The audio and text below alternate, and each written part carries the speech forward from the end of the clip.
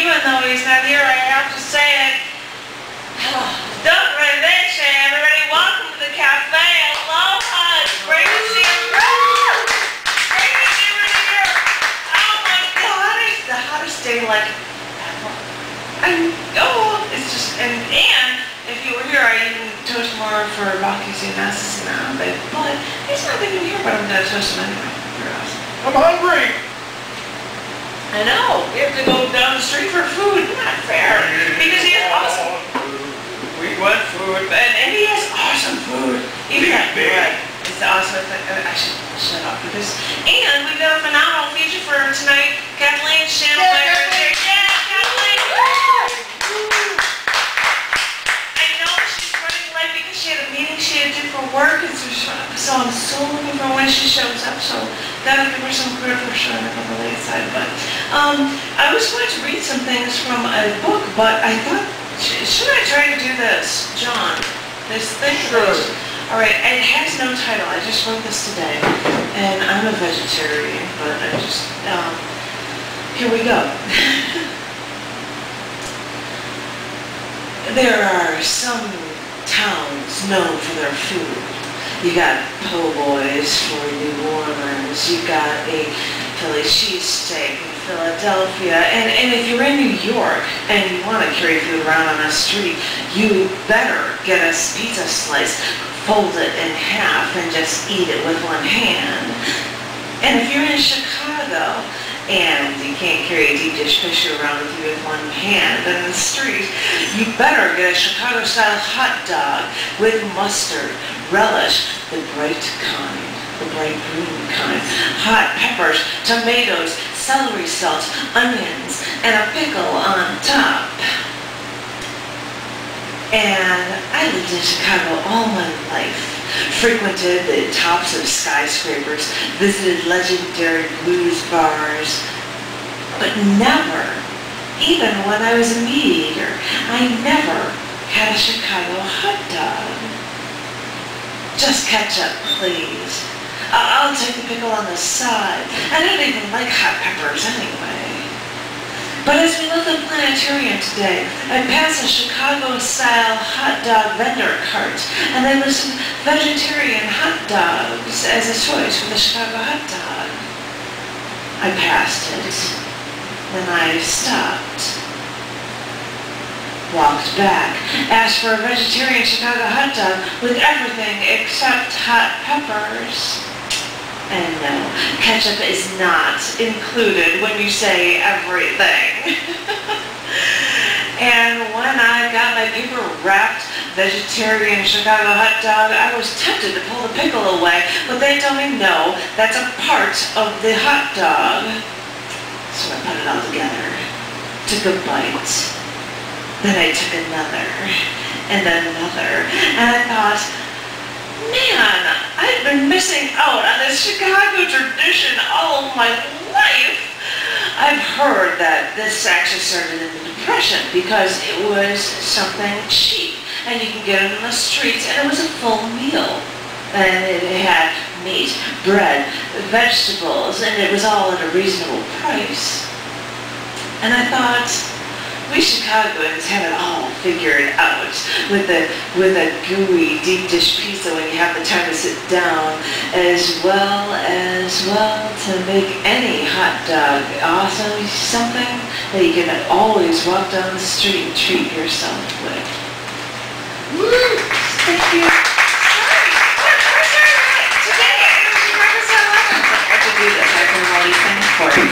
I wanted to read. Is that a true story? That just happened today, yes. I've been here all my life, and I'm just like, I need to have a Chicago-style hot dog. I do. I totally need to have it. And I'm like, I have to do this. So it sounds like a stupid rite of passage. A Chicago hot dog. What? And I'm a vegetarian. There you go. Try eating 4 of them in a hot dog eating contest at the Taste last year. Have you had a Chicago sandwich? No. You need to have it at Chicago Italian beef now. Well, if they have a vegetarian option, I might consider it. But, and I saw this thing that said a vegetarian hot dog might have a Chicago. I'm like, I should do this. this. I've never done this, even as a meat eater, I never did this. So that was my little jaunt. And I don't have a title for it, so if any of you guys ideas, let me know. I was going to read my first, I don't have a pen. My first time should be scribbled on this. That's very good. I have something about like new to Chicago, and it's all about like the first time I've ever, they say things about Chicago, but it's like, when I see that curved building, I just lean up on it, and it always feels like the first time. And then I have this whole thing about that with Chicago, but my first time, that's a good one. I like that. I have to remember that. I wanted to read a few pieces from the book Closed Cover Before Striking, which is in a second printing now with Arrowhead matches.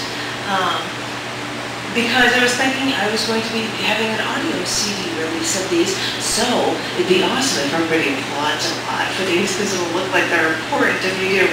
I have a section in the beginning of the book that talks about violence in America, those kind of things, and so I wanted to read a few of those. And this one is the first of three, called Chicago West Side. She knew who they were coming for. She crouched in front of the window, straddling her chair as she moved from the corner. Her coffee sat on the windowsill, the condensation rising, beating on the window right above at her eye level.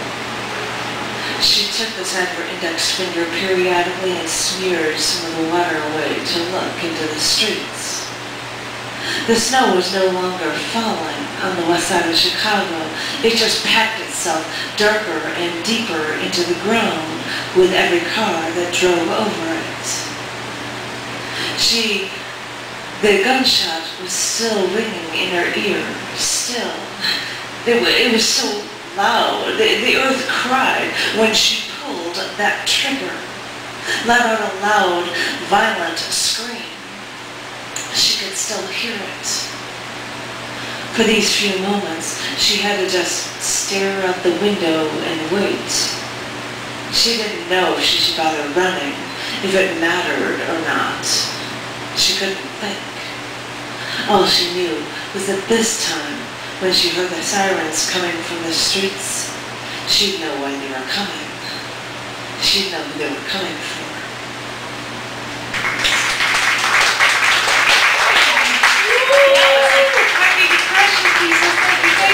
And as I said, this book has a bunch of pieces, and I have Violence in America is like the first part of it, and I'm going through some of these pieces, starting from the beginning basically, but there's like happy, lovey pieces about mom, and like when I worked in an ice cream parlor for years. I mean, there's all sorts of stuff in here, but I'm going through, and at the beginning I got my violence ones, so I think, I've got two here. I'm going to start with Chess Game again. We all watched the case on the news together. The case where a man on a subway train opened fire on passengers in the car. 9 people dead, I think. They caught the man, and they had their trial. And by right, he should have a lawyer appointed to him, but no, he wanted to act as his own attorney. So every day, he would come into the courtroom with his suit, looking professional, and he would question each of the witnesses, the people that survived his shooting. They survived his shooting spree, and now they had to look him in the eye and answer his questions. So what happened then? He would ask. And the woman would answer, I saw you push a woman to the ground, and then your knee was in her back, and you shot her in the back of the head. Can you point out the man that did this? He would ask. And the man would respond, it was you. Some of the witnesses broke down under the emotional strain, and finally he had no further questions, and the judge dismissed the jury to arrive to a verdict. And they found him guilty, and then the judge asked the defendant if he had any last words for the jury. He kept stressing his innocence. He never apologized. The judge told him he was disgusted. He saw no remorse in the killer's eyes. All of the violence we see in the media, all of the court trials that are fed to us through our television sets, our boxes of American dreams, I don't think any of us were prepared for this. How did these people feel when they were faced with a man who had brought them so much pain? How did they feel when they had to quietly sit there and answer his questions when he didn't even say he was sorry? Most of them sat there trying to keep their composure when faced with a man who had lost all control. This twisted tale they were all upon in his chess game again.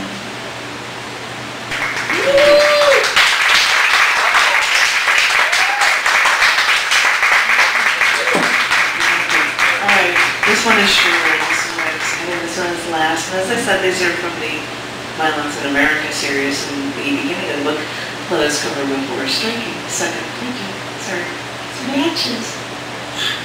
I got a kick out of that. Sorry. This piece is called Arrowhead. You're used to seeing it, you know, people killing each other on the streets. All my friends carry guns. I started carrying knives when I was 8. The blade looked like an arrowhead, and it had a T-shaped handle. It fit between your knuckles and my palm. I was tough for a girl, I guess. I've only killed one person, and it was when I was 14. There's such a mad rush of panic when you finish the job, and then you run like hell. That's why I'm in this house, you see. They can put me in jail. They've taught me a lot here. At first, I didn't want to get away from it all, from the violence. It was what I knew. It was what I expected. And then someone killed my sister. And I knew what they were all talking about then.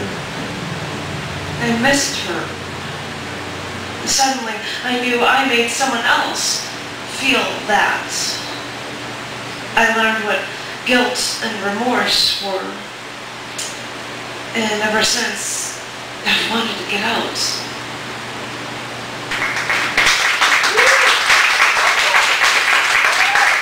I should really change this since I'm going to actually talk about happy pieces. It's actually a good book. There's happy stuff in here. This is actually in the Dreams show. This piece is called Realistic Dreams. A happy poem? It's not the ultra-violent poem. You'll get a happy one. Damn you if you want it happy, happy, happy. You'll get it eventually, bitches. What? This one's called Realistic Dreams. I had a dream the other night. My dreams are different from other people's dreams. Other people's dreams aren't realistic, but mine always are. They stay with you longer that way. They make you think they really happened. Recently I had a dream that someone wanted to hurt me. They wanted to hurt me, and they followed me, and they appeared in the same town as me. And one day I was walking down the street corner, and they were just standing there, talking to someone else on the other side of the street. So I panicked, and I turned around and I started running. I ran down the block, dropped what was in my hands off at my house, and I just kept running. I didn't know how far I ran, but where I was, or actually where I was running from. All I can remember is what I was running from.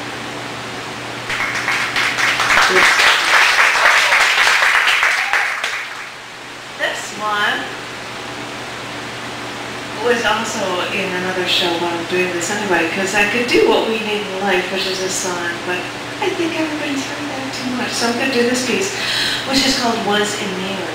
And no, this isn't a happy one. You'll get it eventually. This is called Was Immune. I went to the outdoor courtyard today, the first time in I don't know how many years. I used to sit there in the mornings drinking coffee, writing, reading, and he would come up and sit there with me and draw. It's the first time I've been there since he turned on me. I knew him and I thought he had potential for being a monster, but I held those stories. I had heard all of them before. That he'd stolen hundreds of thousands of dollars in merchandise, been in gangs, drove someone's Mercedes up a cliff, but I thought I was immune to his violence. I thought I could change him. I thought he'd clean up his act. I thought I would be safe alone with him. A thief, an addict, a molester. I knew him, but I thought I was immune to his violence. And now, I see all the places, and they make me think of him, and they make me cry.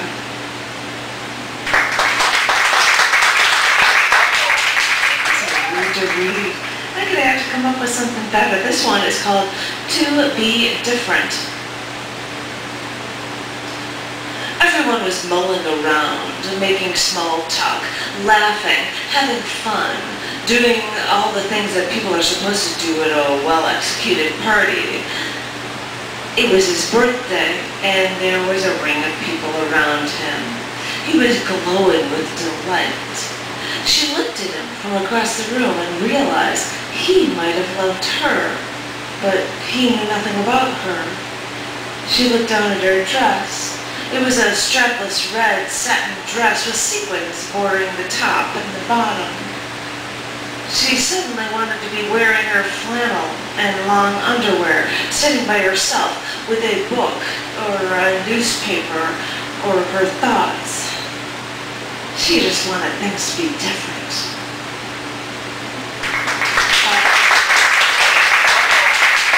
As I said, these are things that are supposed to make you think, which is a lot of the violence ones are supposed to do as well as political rants. So that's that. And this one is called Sunrise. And then I'm going to get for another better poet up here. But this poem is called Sunrise. The last time I actually remembered seeing the sunrise was at my junior prom. I was in a car, getting a ride home. All I could think was that the sun was in my eyes and the dress was uncomfortable and that I wanted to get to sleep. But this was different. We just moved into our first apartment together the night before. He made me dinner after pulling dishware and candles out of boxes that were still packed. Dennis called my name, woke me up. Janet, get up! You have to see this. I think it was the most beautiful sunrise that ever existed. I leaned up against the window while he stood behind me with his arms wrapped around me. It felt like he would never let me go. I didn't know this apartment came with a view.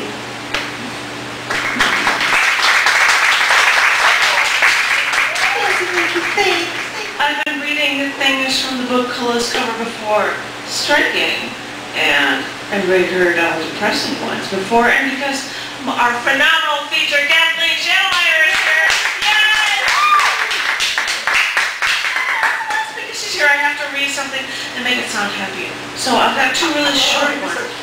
See if that'll happen. Well, this one, we'll see how this one works. This one is very short, and it's called Meant to Be. Every day, for 2 years, she thought of him. Every day, for 2 years, she woke up thinking he was next to her. Every day, she would open her eyes. She would find nothing. One day, he knocked on her door. I want you to meet my fiancée. This is Marie. It's nice to meet you, Marie. I wish you two the best.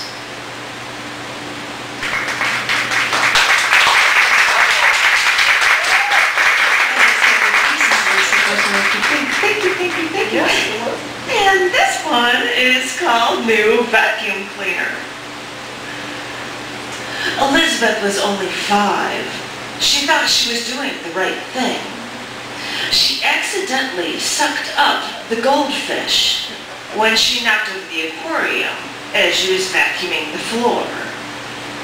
She was going to surprise Mom and Dad with a clean carpet, but now it's covered with aquarium rocks, shattered glass, and fish water. But she had to try to save the fish before she could clean up the mess, so she poured water into the vacuum cleaner to try to give the fish some room, something actually so it could breathe. Now Mom and Dad have to get a new carpet, a new aquarium, and a new vacuum cleaner. Something funnier or goofier. I actually finished because I thought that was a job. I was like, oh crap, I have to come up with something. You don't have a villanelle. Yeah, well, you know, if you don't have one, but I just want to tell you that my colors were Faded Sunset, Ash Violet, That's a wrist color. Enchanted Evening, and Academy Purple. Oh, nice. And this is the one that I picked out. I'm like, I'm going to use all these ones in something skittery. And I have no idea what it means, so I'm going to be as skittery as I can as I read skittery. The